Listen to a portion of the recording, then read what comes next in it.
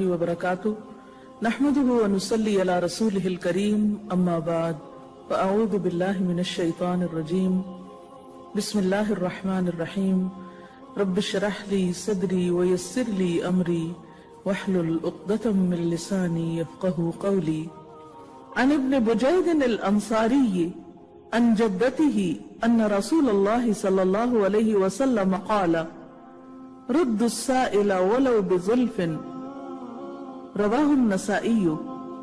इब्न बुजैद अंसारी अपनी दादी से रिवायत करते हैं कि रसूलुल्लाह सल्लल्लाहु अलैहि वसल्लम ने फरमाया, साइल को कुछ न कुछ देकर ही वापस करो, खाह वो बकरी का खुर ही क्यों ना हो। इस हदीस में हमें साइल के हुकूक के बारे में बताया जा रहा है। अगरचे इस्लाम में सवाल करना पसंदीदा नहीं, लेकिन ये एक फितरी सी बात है कि जब कोई शख्स अपनी जरूरियात और अपनी हाजात की वजह से इस दर्जा मजबूर हो जाए कि मांगे बगैर उसका चारा न हो या गुजारा न हो, तो ऐसी सूरत में अगर वो किसी के आगे हाथ फैलाता है तो जिसके आगे हाथ फैलाया जाए फिर वो क्या करे। यानी ये हदीस पेशेवर गदागरों के बारे में तो नहीं है, लेकिन उन जरूरतमंदों के बारे में है कि जो हकीकी जरूरियात की बुनियाद पर हाथ फैलाते हैं। इसी तरह एक और जगह पर आप सल्लल्लाहु अलैहि वसल्लम ने फरमाया, क्या मैं तुम्हें ऐसे आदमी की खबर न दूं जो सबसे बदतर है। सहाबा ने अर्ज किया, हाँ बताइए। फरमाया, वो शख्स जिससे अल्लाह के नाम पर कुछ मांगा जाए और वो कुछ न दे। कुरान पाक में अल्लाह ताला फरमाते हैं, वफी अम्वालिहिम हक्कुन मालूम लिस्साइल वल महरूम, कि उनके मालों में एक मालूम हक है, सवाली का भी और महरूम का भी। यानी जिसके पास कुछ नहीं और वो मांगता भी नहीं, और एक शख्स जो अपनी जरूरियात से तंग आकर अपनी मुश्किलात में दूसरों के आगे हाथ फैलाता है। तो जो साहिब हैसियत मुसलमान हैं, उनकी जिम्मेदारी बनती है कि वो जरूरतमंदों की जरूरत को पहचाने। आमतौर पर जब हम देने की बात करते हैं तो उस वक्त ये देखने लगते हैं कि किसको दें और किसको न दें। तो इसके बारे में शेख अब्दुल कादिर जिलानी से एक मर्तबा किसी ने सवाल किया था। एक सौदागर ने अर्ज किया कि ज़कात के अलावा मैं सदक़ात और खैरात की नीयत से अल्लाह की राह में कुछ देना चाहता हूँ, मगर मुझे मुस्तहिक और गैर मुस्तहिक की शनाख्त नहीं। यानी मुझे ये नहीं पता चलता कि किसको दूं और किसको न दूं। तो फरमाइए कि मैं फिर किसको दूं और क्या करूं। तो उन्होंने फरमाया कि तुम उसको भी दो जो तुम्हारे ख्याल में मुस्तहिक है, और उसको भी दो जो मुस्तहिक नहीं है, ताकि अल्लाह ताला तुझे वो दे जिसका तू मुस्तहिक है और वो भी दे जिसका तू मुस्तहिक नहीं। जब हम अल्लाह ताला के सामने अपनी हाजात रखते हैं और अल्लाह ताला हमें हमसे बढ़कर जानता है, तो क्या वाकई हम मांगते हुए ये सोचते हैं कि ये तमाम चीजें जो हम मांग रहे हैं वाकई हम इसके मुस्तहिक हैं या हमें दी जानी चाहिए। और अगर अल्लाह ताला अपनी इनायात हमसे रोक दे तो फिर हमारी हालत क्या हो सकती है। मोमिन तो होता ही वो है जो दूसरों के लिए वही पसंद करता है जो वो अपने लिए पसंद करता है। अगर हम अपने लिए ये पसंद करते हैं कि हमें वो भी मिले जो हमारी जरूरत का है और वो भी मिल जाए जो अभी जरूरत नहीं, शायद आइंदा कभी जाकर जरूरत पड़े, तो अगर कोई शख्स अपनी जरूरत हमारे सामने रखता है और अगर नहीं भी रखता तो हमें क्या हुक्म है या हमारे लिए क्या पसंदीदा है।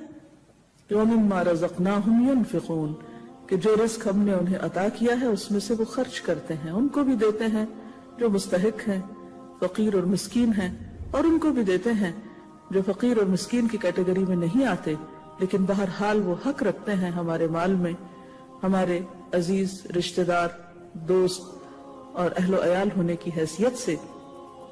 लिहाजा एक बंदा मोमिन के लिए पसंदीदा चीज यही है कि वो अपने माल को अल्लाह की राह में खर्च करता रहे और सवाल करने वाले के सवाल से गुस्सा न करे اس کو ڈانٹے نہیں، اس کے ساتھ برا سلوک نہ کرے، کیونکہ قرآن پاک میں آتا ہے وَأَمَّا السَّائِلَ فَلَا تَنْهَرْ، سوالی کے ساتھ جھڑک کر معاملہ نہ کرو، سوال کرنے والے کو جھڑکو مت، ڈانٹ ڈپٹ کے بات نہ کرو، اس کو اذیت نہ دو، پریشان نہ کرو۔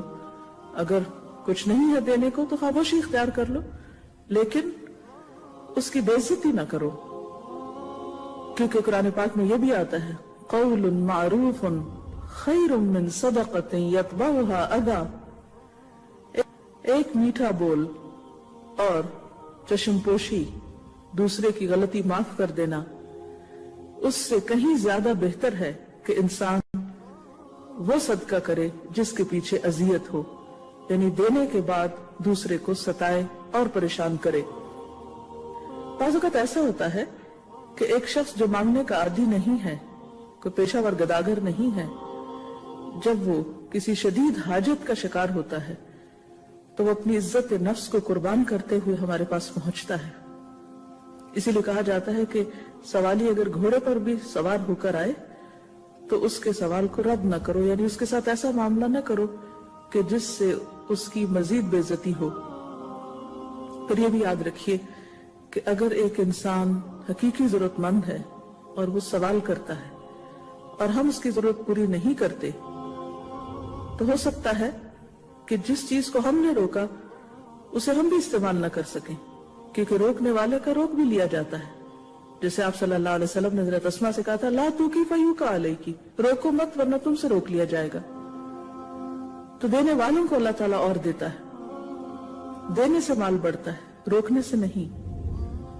لہذا ایک روایت میں آتا ہے کہ حضرت ام سلمہ کو گوشت کا ایک ٹکڑا تحفے اور ہدیے کے طور پر بھیجا گیا۔ آپ صلی اللہ علیہ وسلم کو گوشت بہت پسند تھا تو ام سلمہ نے خادمہ کو حکم دیا کہ اس گوشت کو گھر میں رکھ دو، ممکن ہے کہ آپ صلی اللہ علیہ وسلم اسے تناول فرمائیں۔ خادمہ نے اس گوشت کو گھر میں طاق پر رکھ دیا۔ پھر اتنے میں ایک سائل دروازے پہ آ کھڑا ہوا اور اس نے کہا کہ تم صدقہ خیرات کرو، اللہ برکت دے گا۔ گھر والوں نے کہا اللہ تمہیں برکت دے، یعنی انکار کر دیا۔ سائل یہ سن کر چلا گیا۔ اس کے بعد آپ گھر میں تشریف لائے اور ام سلمہ سے فرمایا کہ تمہارے پاس کچھ کھانے کی چیز ہے تو لاؤ میں کھاؤں۔ ام سلمہ نے کہا ہاں ہے، اور خادمہ سے کہا کہ وہ گوشت جا کر لے آؤ جو طاق میں رکھا ہے، نبی کریم صلی اللہ علیہ وسلم کے سامنے پیش کرو۔ وہ خادمہ وہاں گئی اور طاق میں گوشت کو نہیں پایا بلکہ اس کی جگہ ایک سفید پتھر کا ٹکڑا پایا۔ آپ کو جب یہ معلوم ہوا تو فرمایا کہ وہ گوشت پتھر اس لیے بن گیا کہ تم نے سائل کو دیا نہیں۔ اسی لیے حدیث کے الفاظ کیا ہیں کہ سوالی کو مت لوٹاؤ، یعنی خالی ہاتھ مت لوٹاؤ۔ اگر کچھ بھی نہیں اور سوائے ایک بکری کے جلے ہوئے کھر کے تو وہ بھی دے دو، یعنی اگر تم سائل کی ضرورت پوری نہیں کر سکتے تو تم اس کو ایک اچھی دعا دے سکتے ہو، ایک مسکراہٹ دے سکتے ہو، ایک اچھا مشورہ دے سکتے ہو، اس کے لیے خیر و بھلائی کی دعا کر سکتے ہو۔ لیکن روکھا پی کا رویہ اختیار کرنا، بے نیازی کا برتاؤ کرنا اور پھر ڈانٹ ڈپٹ کرنا یہ ناپسندیدہ ہے۔ لیکن دوسری طرف سوال کرنے والوں کو بھی سوچ سمجھ کر سوال کرنا چاہیے، کیونکہ اسلام میں سوال بہرحال پسندیدہ نہیں ہے۔ حدیث پاک میں آتا ہے من یستعفف یعفہ اللہ ومن یستغنی یغنہ اللہ ومن یتصبر یصبرہ اللہ۔ جو خوددار رہنا چاہے گا اللہ تعالیٰ اسے خودداری عطا کر دے گا، جو غنی رہنا چاہے گا اللہ تعالیٰ اس کو غنی کر دے گا، جو صبر اختیار کرنے کی کوشش کرے گا اللہ تعالیٰ اسے صبر عطا فرما دے گا۔ البتہ اگر کسی کو بے مانگے کچھ مل جائے تو اس کا لینا صبر کرنے سے بہتر ہے۔ یعنی اگر آپ سوال نہیں کر رہے اور بن مانگے بغیر سوال کیے آپ کے پاس اللہ کا فضل آتا ہے تو اسے لوٹانا یا رد کرنا درست نہیں، اسے قبول کر لینا چاہیے، لیکن مانگنے کی حرص نہیں ہونی چاہیے، لالچ نہیں ہونا چاہیے۔ ایک اور حدیث میں آتا ہے رسول اللہ صلی اللہ علیہ وسلم نے فرمایا الید العلیا خیر من الید السفلی والید العلیا ہی المنفقۃ والسفلی ہی السائلۃ. اوپر والا ہاتھ نیچے والے ہاتھ سے بہتر ہے. اوپر والا ہاتھ صدقہ کرنے والے کا ہے یعنی دینے والے کا ہے، اور نچلا ہاتھ مانگنے والے کا ہے. لہذا سوال کرنا پسندیدہ نہیں، کیونکہ سوال کرنے والا بہرحال نیچے ہوتا ہے مقام اور مرتبے میں بھی دینے والے کے مقابلے میں. آپ صلی اللہ علیہ وسلم نے یہ بھی فرمایا کہ تم میں سے کوئی سوال کرتا رہتا ہے یہاں تک کہ اللہ کو جا ملتا ہے تو قیامت کے دن اس کے چہرے پر گوشت کا کوئی ٹکڑا نہ ہوگا، یعنی اس کا چہرہ بے آبرو ہوگا.